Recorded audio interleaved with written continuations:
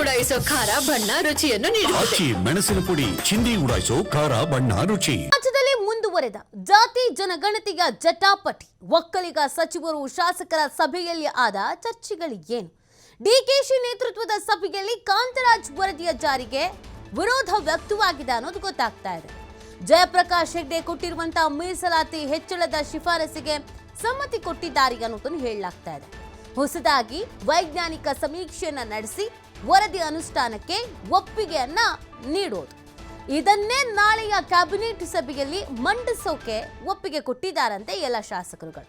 DCM DK ಶಿವಕುಮಾರ್ಗೆ ಸಂಪೂರ್ಣ ಬೆಂಬಲ ವ್ಯಕ್ತಪಡಿಸಿದ್ದಾರಂತೆ ಶಾಸಕರು. ಓಕೆ, ಈ ನಿರ್ಧಾರಕ್ಕೆ ನಾವು ಸ್ಟ್ಯಾಂಡ್ ಆಗೋಣ, ನೀವು ಇದರ ನೇತೃತ್ವ ವಹಿಸಿ ಅಂತ ಹೇಳಿದಾರಂತೆ, ಬೆಂಬಲ ಕೊಟ್ಟಿದ್ದಾರಂತೆ. ನೀವು ಮುಂದೆ ನುಗ್ಗಿ ನಾವು ಹಿಂದೆ ಇರ್ತೀವಿ ಅಂತ. ಸರ್ಕಾರವನ್ನು ವಿರೋಧಿಸಿದರೆ ನಿಲುವನ್ನು ಪ್ರಕಟಿಸಿ ಡಿಕೆಶಿಗೆ ಬೆಂಬಲವನ್ನು ಕೊಡ್ತಾ ಇದ್ದಾರೆ. ಇದೇ ನಿರ್ಣಯವನ್ನೇ ಕ್ಯಾಬಿನೆಟ್ನ ಮುಂದೆ ಇಡುವುದಕ್ಕೆ ಡಿಸಿಎಂ ಡಿಕೆ ಶಿವಕುಮಾರ್ ನಿರ್ಧರಿಸಿದ್ದಾರೆ. ನೋಡಿ, ಜಾತಿ ಜನಗಣತಿ ಅನ್ನುವಂಥ ವಿಚಾರ ಬಂದಾಗ ಎರಡು ಪ್ರಬಲ ಸಮುದಾಯದವರು ಇದನ್ನ ಪ್ರಬಲವಾಗಿ ವಿರೋಧಿಸ್ತಾರೆ. ಅದರಲ್ಲಿ ಲಿಂಗಾಯತ ಒಂದು, ಒಕ್ಕಲಿಗ ಒಂದು. ಈಗ ಒಕ್ಕಲಿಗ ಸಮುದಾಯದವರು ತೀವ್ರ ಆಕ್ಟಿವ್ ಆಗಿದ್ದಾರೆ. ನಿನ್ನೆ ಇಮಿಡಿಯೇಟ್ ಆಗಿ ಮೀಟಿಂಗ್ ಬನ್ನಿ ಅಂತ ಅಂದ್ರು. ಒಕ್ಕಲಿಗ ಸಮುದಾಯದ ನಾಯಕರುಗಳು ಯಾರ್ಯಾರಿದ್ರು ಎಲ್ಲ ಮೀಟಿಂಗಿಗೆ ಸೇರಿದ್ರು. ಏನಪ್ಪ ಮಾಡೋದು ನಾವೀಗ? ನಮ್ಮ ಸ್ಟ್ಯಾಂಡ್ ಏನಾಗಿರ್ಬೇಕು? ಸರ್ಕಾರ ನಮ್ಮದೇ ಇದೆ, ಈ ಕಡೆ ನಮ್ಮ ಸಮುದಾಯದವರು ನಮಗೆ ಒತ್ತಡ ಹೇಳ್ತಾ ಇದ್ದಾರೆ. ಹಾಗಾಗಿ ನಮ್ಮ ನಿಲುವುಗಳು ಒಂದೇ ಥರ ಇರಬೇಕು. ಒಬ್ರೊಬ್ರು ಒಂದೊಂದು ಸ್ಟೇಟ್ಮೆಂಟ್ ಕೊಡೋದು, ಒಬ್ರೊಬ್ರದ್ದು ಒಂದೊಂದು ನಿಲುವು ಬೇಡ. ಏನು ಚರ್ಚೆ ಮಾಡೋಣ, ಏನು ನಿರ್ಧಾರಕ್ಕೆ ಬದ್ಧರಾಗೋಣ ಅಂತ. ಸೊ ಈ ಸಂದರ್ಭದಲ್ಲಿ ಜಯಪ್ರಕಾಶ್ ಹೆಗ್ಡೆ ಅವರ ವರದಿಗೆ ಸಮ್ಮತಿ ಕೊಟ್ಟಿದ್ದಾರಂತೆ, ಕಾರಣ ಮೀಸಲಾತಿ ಹೆಚ್ಚಳ ವಿಚಾರ. ಬಟ್ ಕಾಂತರಾಜ ಅವರ ವರದಿಗೆ ಯಾವುದೇ ಕಾರಣಕ್ಕೂ ಬೇಡ ಅಂತ ಹೇಳಿದ್ದಾರೆ ಅನ್ನೋದನ್ನು ಹೇಳಲಾಗ್ತಾ ಇದ್ದಾರೆ. ಸರ್ಕಾರಕ್ಕೆ ಇದನ್ನು ತುಂಬ ಸಾಫ್ಟ್ ಆಗಿ, ನಮಗೆ ನಿಮ್ಮ ನಿಲುವಿನ ಬಗ್ಗೆ ಯಾವುದೇ ವಿರೋಧ ಇಲ್ಲ, ಆದರೆ ನಮ್ದೊಂದು ಸಮಸ್ಯೆ ಇದೆ. ನಾವಿಲ್ಲಿ ಒಪ್ಪಿಗೆ ಕೊಡೋದು ಒಂದೇ ಒಂದು ವರದಿಗೆ, ಅದು ಜಯಪ್ರಕಾಶ್ ಹೆಗ್ಡೆ ಅವರ ವರದಿಗೆ. ಈಗ ವೈಜ್ಞಾನಿಕವಾಗಿ ಇನ್ನೊಮ್ಮೆ ಇದ್ರ ಬಗ್ಗೆ ಯೋಚನೆ ಮಾಡಿ ಅಥವಾ ಪರಿಶೀಲಿಸಿ ಮತ್ತೆ ನೀವು ಸಂಶೋಧನೆ ಅಂತ ಅಂದರೆ ಅಥವಾ ಸಮೀಕ್ಷೆ ಅಂತ ಅಂದರೆ ಅದಕ್ಕೂ ಫೈನ್ ಅನ್ನುವಂಥ ನಿಟ್ಟಿನಲ್ಲಿ ಒಕ್ಕಲಿಗ ಸಮುದಾಯದವರು ಇದ್ದಾರೆ. ಇದನ್ನೇ ಇಷ್ಟೇ ಸಾಫ್ಟಾಗಿ ನಾಳೆ ಏನು ಸಭೆ ನಡೆಯುತ್ತೋ ಆ ಸಭೆಯಲ್ಲಿ ಸರ್ಕಾರದ ಮುಂದೆ ಇಡಬೇಕು ಅನ್ನುವಂಥ ತೀರ್ಮಾನಕ್ಕೆ ಬಂದಿದ್ದಾರೆ. ಬಟ್ ಇದಿಷ್ಟು ಸಲೀಸಾಗಿ ಸಾಗಲ್ಲ.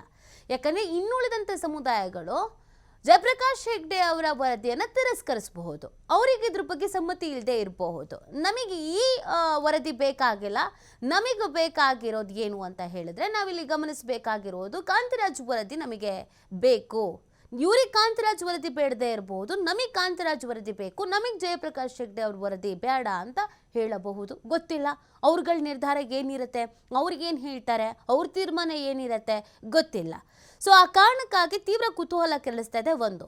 ಇನ್ನೊಂದು ಕಡೆಯಲ್ಲಿ ಒಕ್ಕಲಿಗ ಸಮಾಜದ ಮುಖಂಡರುಗಳು, ಅಧ್ಯಕ್ಷರುಗಳು ಉಗ್ರ ಹೋರಾಟ ಮಾಡೋಣ ಅಂತ ಎಚ್ಚರಿಕೆ ಕೊಡ್ತಾ ಇದ್ದಾರೆ. ಸೊ ಏನಾಗುತ್ತೆ ಅನ್ನೋದನ್ನ ನೋಡಬೇಕಿದೆ. ಅಲ್ಲಿ ಹೋಗಿ ನಾವು ನಮ್ಮ ಜನರ ಪ್ರತಿನಿಧಿಗಳಾಗಿ ಇಟ್ಕೊಂಡು ನಾವೆಲ್ಲರೂ ಕೂಡ ಏನು ನ್ಯಾಯವನ್ನು ಒದಗಿಸ್ಕೊಡ್ಲಿಕ್ಕೆ ಸಾಧ್ಯನೋ, ಏನು ವಾಸ್ತವಾಂಶ ಇದೆ ಅದನ್ನು ತಿಳಿಸುವಂಥ ಕೆಲಸವನ್ನು ನಾವು ಮಾಡ್ತೇವೆ. ಇಷ್ಟು ಮಾತ್ರ ಈ ಸಂದರ್ಭ ಹೇಳಲಿಕ್ಕೆ ನಾನು ಬಯಸ್ತೇನೆ. ಸೊ ಎಲ್ಲರೂ ಒಟ್ಟಿಗೆ ನಾವು ಏನು ಮಾತಾಡಬೇಕು ಅಂತೇಳಿ ಒಂದು ಧ್ವನಿಯಾಗಿ ಮಾತಾಡ್ಕೊಂಡಿದ್ದೀವಿ. ಆ ವಿಚಾರವನ್ನು ನಾವು ಅಲ್ಲಿ ಮಂಡಿಸ್ತೇವೆ.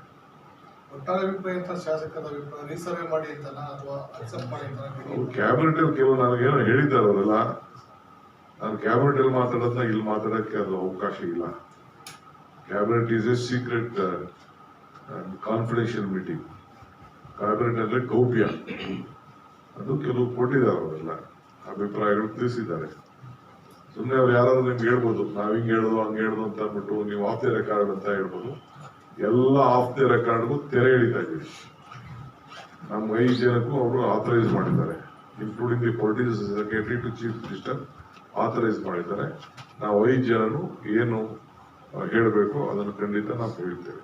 ಈಗ ಬಹಿರಂಗ ಆಗಿರುವಂತಹ ಅಂಕಿಅಂಶಗಳು ಸರ್, ತಮ್ಮ ಸಮುದಾಯದ ಅಂಕಿಅಂಶಗಳ ಬಗ್ಗೆ ಶಾಸಕರಿಗೆ ಸಚಿವರಿಗೆ ಒಪ್ಪಿಗೆ ಇದೆಯಾ ಸರ್? ನಾವು we are not worried about ಒಂದೇ ಸಮಾಜದ ಬಗ್ಗೆ ಯೋಚನೆ ಮಾಡ್ತಿಲ್ಲ.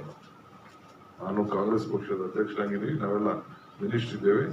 ನಮಗೆ ಎಲ್ಲಾ ಸಮಾಜಕ್ಕೂ ನಾವು ರಕ್ಷಣೆ ಕೊಡಬೇಕಾದ್ದು ನಮ್ಮ ಡ್ಯೂಟಿ. ಆ ನಿಟ್ಟಿನಲ್ಲಿ ನಾವು ಕೆಲಸ ನಾವು ಮಾಡ್ತೀವಿ.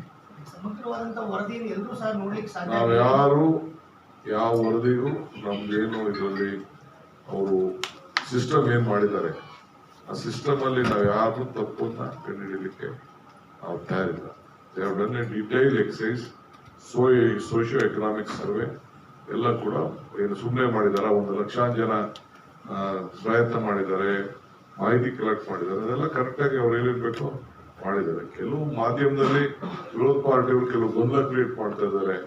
ಅದಕ್ಕೆ ನಾವೇನ್ ಮಾಡಬೇಕು, ಉತ್ತರ ಕೊಡಬೇಕು, ನಮ್ಮ ಮುಂದಿನ ದಿನದಲ್ಲಿ ನಾವು ಕೊಡ್ತೇವೆ. ಸರ್, ಹಿಂದೆ ತಾವು ಸಹ ಆ ಕ್ಯಾಬಿನೆಟ್ ಅಲ್ಲಿ ಇದ್ರಿ. ಹಿಂದೆ 2013 ಸಂದರ್ಭದಲ್ಲಿ ಬಹುತೇಕ ಸಚಿವರುಗಳಿದ್ರು. ಅದಾದ ನಂತರ ವರದಿ ಬಂದ ನಂತರವೂ ಸಹ ಇದುವರೆಗೆ ವರದಿ ರಿಲೀಸ್ ಆಗೋ ತನಕ ಬಹುತೇಕ ಎಲ್ಲರೂ ಸಹ ಅಪಸ್ವರಾಗ್ತಾ ಹೋಗ್ತಿದೆ. ಇಲ್ಲ, ಆಗ ಯಾರ ಹತ್ರನೂ ಮಾಹಿತಿ ಇರಲಿಲ್ಲ. ಈ ಮಾಹಿತಿ ಬಂದಿದ್ದೆ 3 ದಿನದಿಂದ ಈಚೆಗೆ. ಬರೀ ಜಯಪ್ರಕಾಶ್ ಒಬ್ಬರ ಇದ್ದೀರ ಅಷ್ಟೇ, ನನ್ನ ಹತ್ರನೂ ಇರಲಿಲ್ಲ. ಮುಖ್ಯಮಂತ್ರಿಗಳು ನನ್ನ ಹತ್ರ ಇಲ್ಲ ಅಂತ ಹೇಳಿದ್ರು. ಮೊನ್ನೆ ನನಗೆ ಕ್ಯಾಬಿನೆಟ್ ಅಲ್ಲಿ ಇದನ್ನ ಓಪನ್ ಮಾಡಿದ್ರು. ಓಪನ್ ಮಾಡಿದ್ಮೇಲೆ ನಿನ್ನೆನೂ ಮೊನ್ನೆನೂ ಬಂದಿತ್ತು. ಸೊ ನನ್ನ ಡ್ಯೂಟಿ ಅಲ್ವಾ, ನಮ್ಮ ಕೊಲೀಗ್ಸು ಶಾಸಕರಿಗೆಲ್ಲ ಹಂಚ್ಕೊಳ್ಬೇಕಾಯ್ತು. ಡ್ಯೂಟಿ ಮಾಹಿತಿ ಎಲ್ಲ ಹಂಚ್ಕೊಳ್ಬೇಕಾಯ್ತು. ಮಾಧ್ಯಮದಲ್ಲೂ ವಿವಿಧ ರೀತಿಯಲ್ಲಿ ಒಂದೊಂದು ಪೇಪರ್ ಒಂದೊಂದ್ ತರ ಬರೆದಿದ್ದೀರಿ. ಅಲ್ಲಿ ಹೋಗಿ